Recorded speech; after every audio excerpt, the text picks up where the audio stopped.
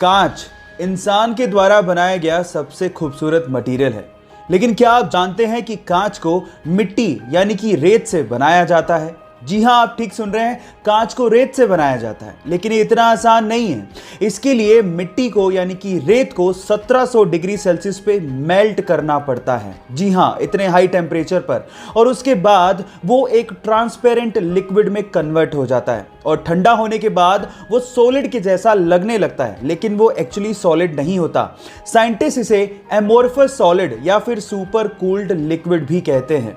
सबसे खास बात यह है कि कांच को मोल्ड करना बहुत ही आसान है और कांच रिसाइक्लेबल भी होता है। कांच के बारे में इतनी इंटरेस्टिंग फैक्ट जान के आपको कैसा लगा, चैट सेक्शन में लिखना मत भूलिएगा।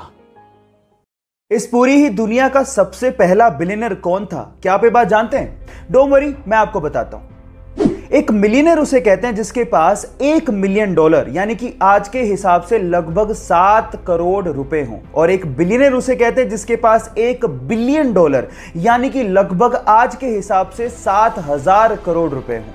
और दुनिया का सबसे पहला व्यक्ति जिसने 1 बिलियन वर्थ को सबसे पहले छुआ था वो था जॉन डी रॉकफेलर, जिन्होंने 1916 में, जी हां आप ठीक सुन रहे हैं, 1916 में $1 बिलियन की वर्थ के आंकड़े को छुआ था।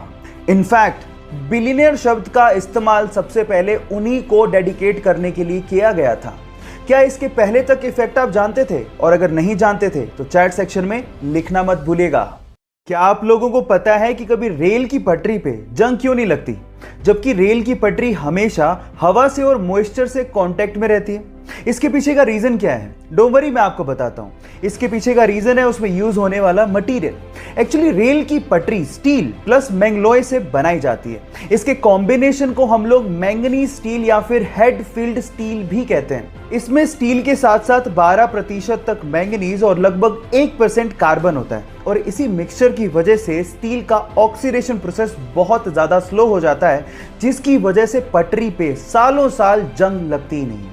क्या ये फैक्ट इसके पहले तक आपको पता था? और अगर नहीं पता था तो चैट सेक्शन में लिखना मत भूलिएगा।